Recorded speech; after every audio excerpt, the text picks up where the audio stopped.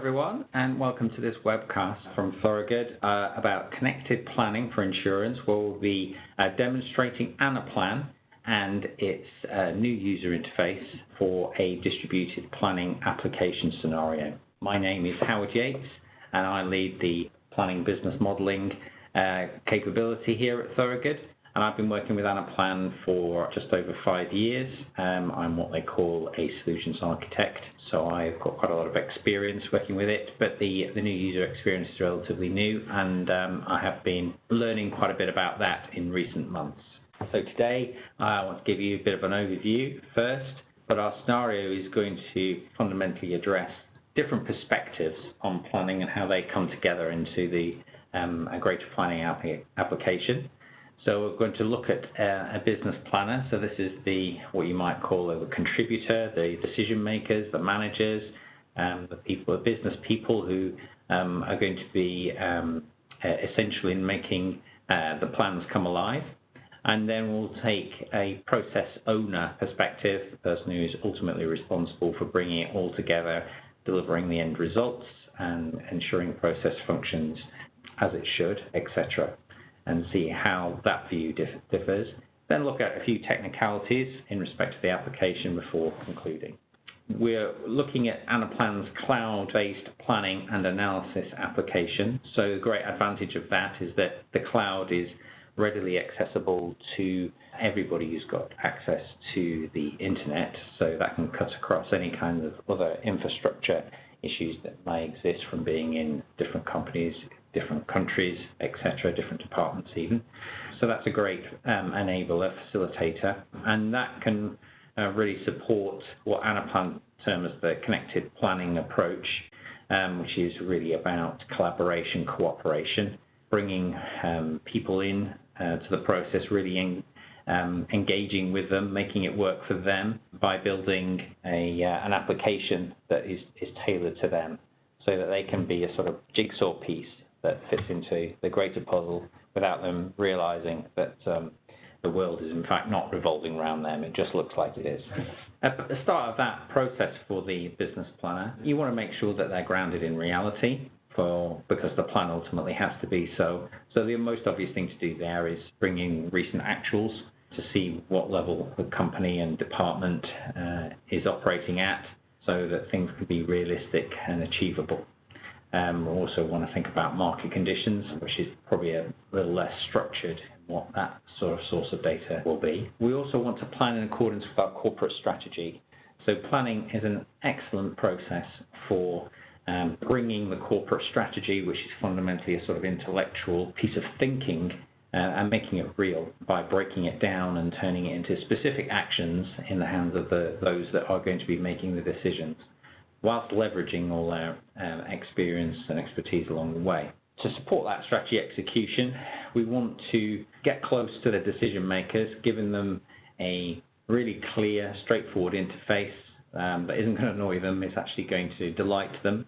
So we want to tailor it to them, and then give them some value out of the activity the best we can for the least investment. So they don't want to do much training, they just want the application to be very intuitive so they can get what they need to do out of it very quickly. And then having done that, provide that planner-centric view, but behind the scenes be bringing everything together in one single seamless process. So we'll kind of keep the percentage for demos quite high. We're into our first demo, which is having a look at the underwriter interface. Now the scenario we've chosen is for insurance, specifically the syndicate business forecast, which is a requirement from the regulator Lloyds to submit a business plan for activity next year.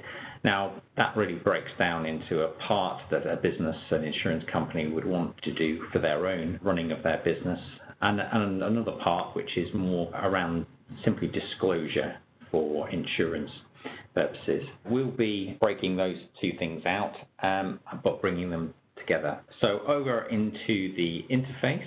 So I'm now adopting the role of the underwriter, who is responsible for discerning what risks to take on whilst taking on enough insurance business to make a profit. And we've got an application here built in the new interface, a series of applications. First one is for for the underwriters. So I go in and we get a series of menus to direct us towards our activities. First off, we've got menus and summaries, and then we've got these specific input screens for the collection of data from the underwriter, and then we've also got some analyses at the bottom. So just to link to what I was saying earlier, let's look at some screens to give the grounding and the context. We want to have a look at our profit and loss statement. We've seeded our current plan, which is the one that we are putting together right now, with data from last year. We've done a little bit of playing with it. We are a marine underwriter, so we are responsible for a number of different classes, which are fundamentally around the business areas that we write insurance policies. So you can see these are my responsibilities as a senior marine underwriter, so I can move those about. And I've got a little chart showing me where my current plan is differing from last year on some key ratios, and I can navigate around and understand what those are. So my loss ratio being a really important one. I've got a document I can access to see something about the corporate strategy. This is just some words I've pulled out of a set of accounts. These words could go to every underwriter. You could also make it a lot more tailored and be capturing some narrative specific to the classes, which ones rates are going high or low, etc. So we have got the possibility of putting a bit of text in there, and even some hyperlinks onto other documents, etc. And you want to do things like have a timetable just to keep everybody aligned with what we're doing. I've also got a tab there for a top-down guidance, but we're just starting. I'm going to come back to the top-down guidance a bit later. So we're going to go into the actual interface and get going with our plan. So we're currently sat on marine hull, and these are the tasks I have to get done, 6 of them, and I am capturing a status of those individual elements, which are illustrated up here in colour, and I can control them with these little drop downs here.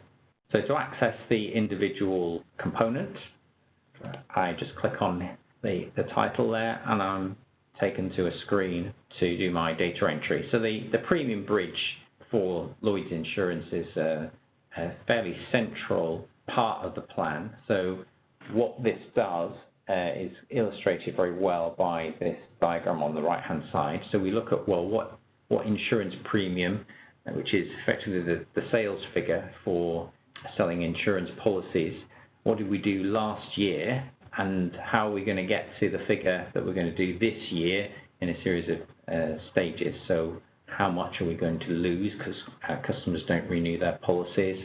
How much is going to be affected by the implicit price of the insurance going up or down for the same coverage? How much new business are we going to get? And then we've got something called inward reinstatements, which is about continuation of policies following claims, which would require extra premium. So that's my big picture, and here's my table to enter in my numbers. And you can see that there's a different coloration. The black numbers are the ones that are calculated fields, and the pink ones are where numbers have been entered. And then the other blue cells we've colored to give guidance as to where numbers can be entered into the system. So it's a kind of, in lieu of not seeing a pink number, we can see a blue cell typing numbers as well. Data entry would be just by typing in. And also, my little chart on the right, as you can see, is based off individual currencies that I'm going to be writing the business in. So if I click on my column, I can align it to the United States dollar, and can see how the numbers work for that currency as well. And my rate changes up here and then cascaded down to the actual bridge itself here. So we're simply multiplying the rates by the prior year premiums to get these movements, and that's what's been rendered at the top. Now this is all in local currency right at the moment in this table. So we've got a little table to the right to show what the converted equivalent is in 2 currencies. And then right at the bottom, I've got the potential to put in some notes. So at the moment I haven't got anything, but I can go in here and go,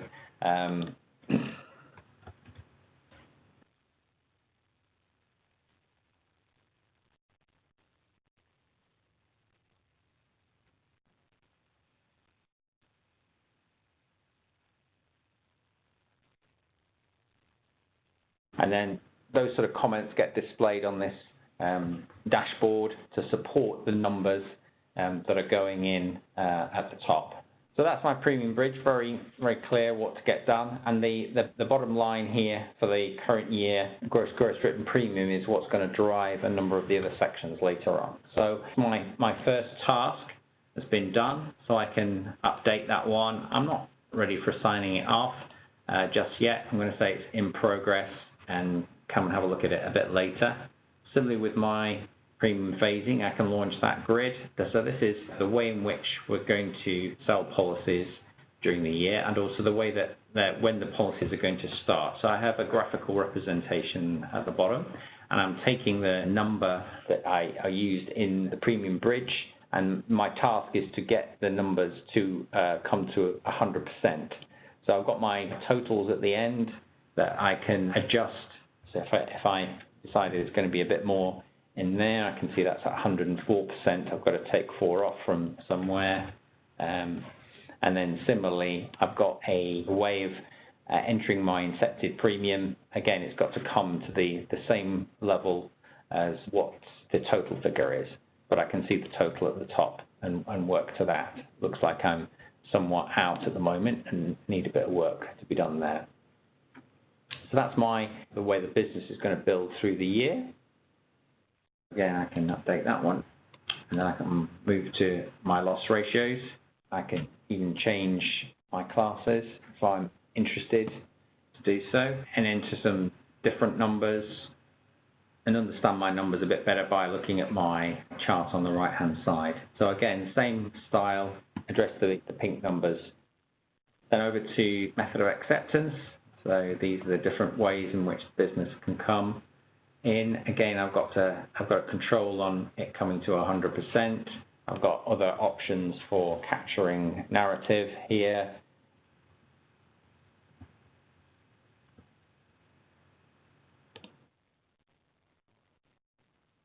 Now, risk codes presents a different challenge because we've got a very long list of potential risk codes that could be associated with the policies that we're going to write.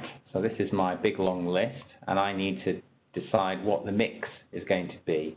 Now, it's already been prior set up with this mix, which is displayed at the top of the graph there. But if I wanted to add a new risk code, I could search for it, or I can select it if I know what it is. So this is relating to shipbuilding, this particular one, and then I can enter some numbers down the bottom. And then when I refresh the report, that particular entry will appear in the breakdown. You can see that that is now taking me over the 100%. I'm going to have to throttle something else back, and you can see that my new entry has appeared on my chart at the top. So that's my risk code breakdown. And then a geographic analysis. 2 types of geographic analysis here. One to do with the location of the risk, and the other one is to do with the location of the insured.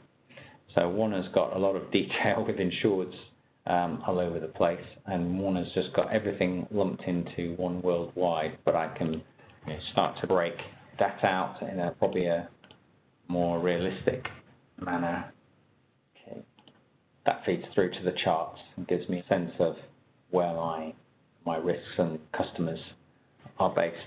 I'm going to be interested in all that information feeding through to the final P&L. That can be pulled through, show me the top-level picture, again, give me some insight into my loss ratios, see how much they've been affected by my entry, and see if I need to revisit those.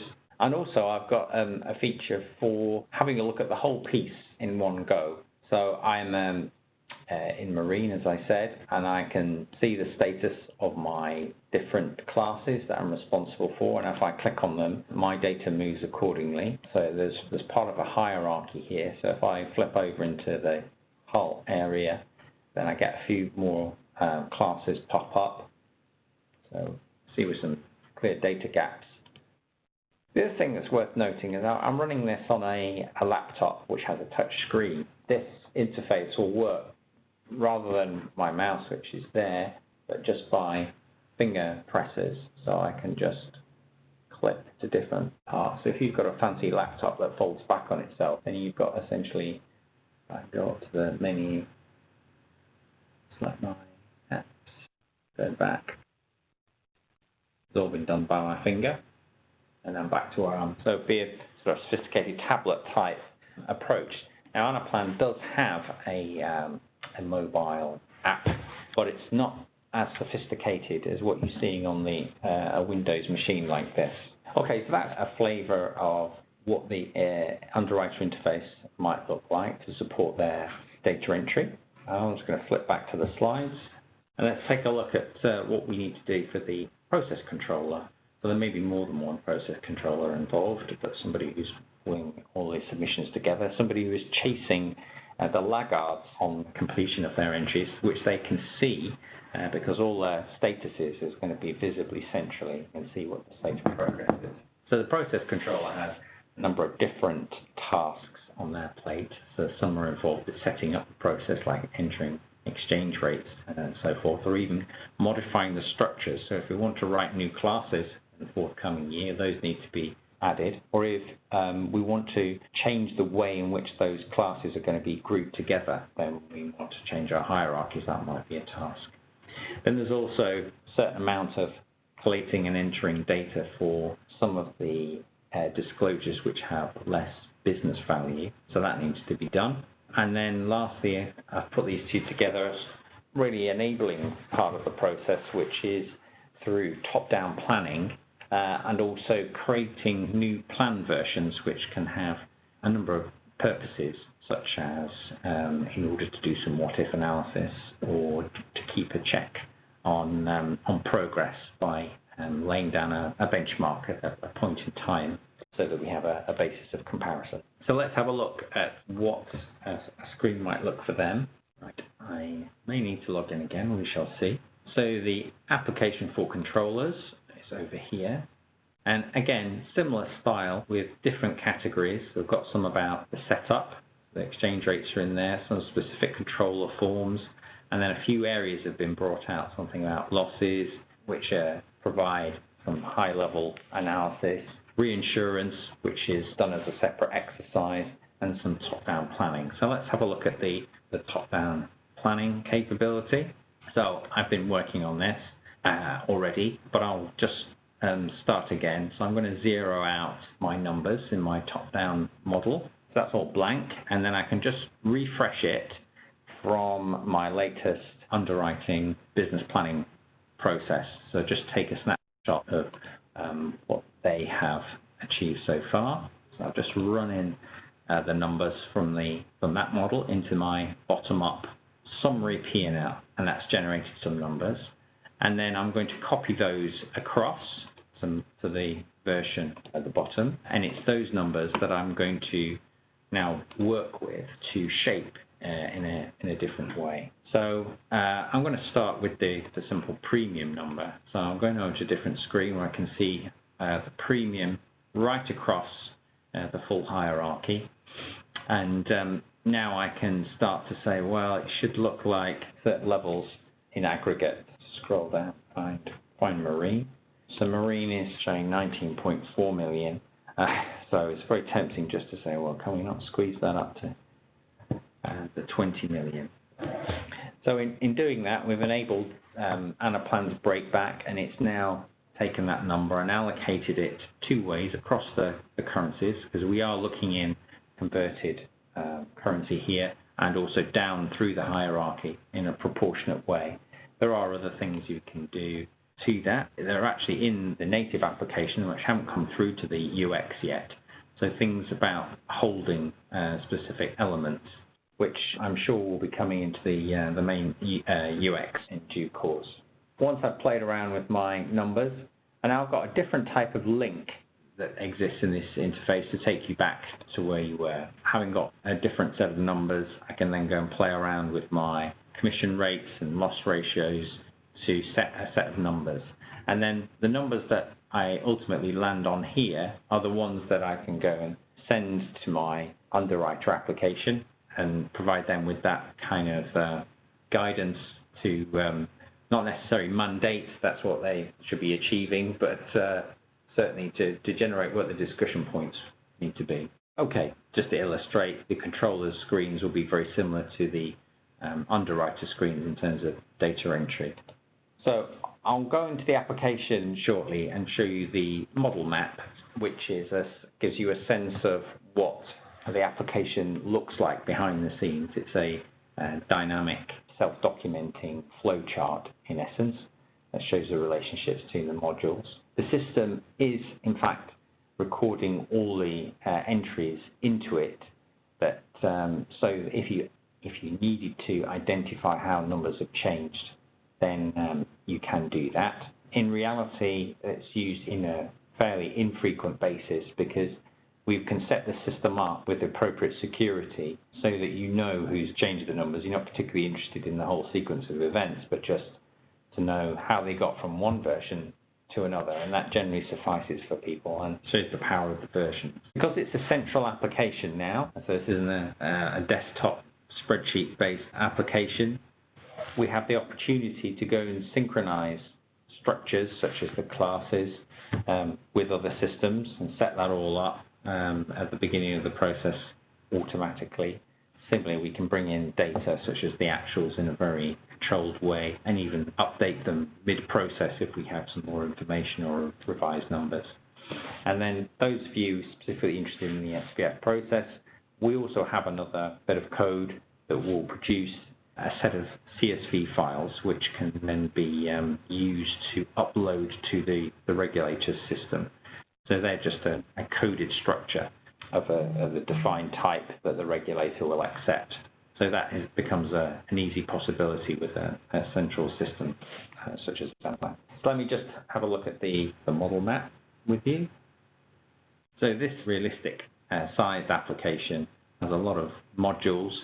You can sort them down into functional areas, and then you can see that the premium bridge is fairly central to the application. You can expand it out and see different modules within that and how they link.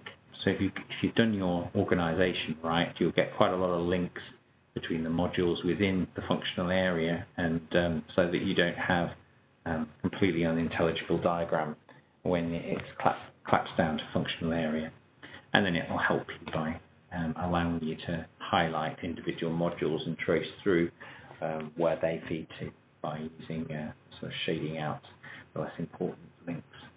In conclusion, had a look at a fairly realistic application there, one which is sort of derivative of the experience we've had with the SPF. We can see how we can develop a full model for the whole process, but cut out what you need just for the individual participants so that they get a very focused interface that's centric to them. Give them a tight set of instructions, not because you want to be disciplined for discipline's sake, but that helps them. They're very clear in what they need to be doing in order to deliver their part of the plan. Then capture the progress so they can make sure that the whole thing runs very rapidly and is not held up by a few laggards. Make sure you embed narrative into the process just to help the memory and facilitate the discussion and engagement.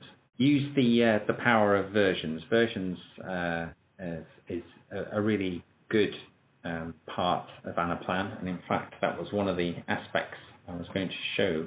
Anaplan has a feature of being able to copy a slice of the whole model through something it calls its bulk copy. So in this versions area, I can create a new version. So if I wanted to do a what if, that will appear here. And then for bulk copy, I can go and take my latest plan and move it over into the what if. And then it will copy all that information in every different module and every different structure over into what if, ready for me to then go and play with those numbers as simply a sort of save as type functionality. Very good for what if and also the general discipline of how we make progress through time. Smart working. If there are some aspects of the regulatory submission that have some value in business planning, let's use that and make sure the whole thing is seamless. So the business planning part is going to drive the regulatory submission, then reduce the overall work needs to be done planning. So overall, design it nicely, bring out the inherent features of Anaplan. It's set up for planning, and then you'll be able to do it that bit more quickly and get all that engagement into the process rather than everybody moaning about it, and you're going to get better results. And that they're going to be better in that more likely to get your strategy embedded and get stronger results, but also more accurate results, and it will reduce your risks. So you'll be better prepared for the inevitable uncertainties that are going to crystallize through the year. So that concludes this whistle-stop look at connected planning for insurance. Thank you very much for attending. I have been Howard Yates today, and I encourage you to look out on our website for further such events. Thanks very much, and hope to see you soon. Bye-bye.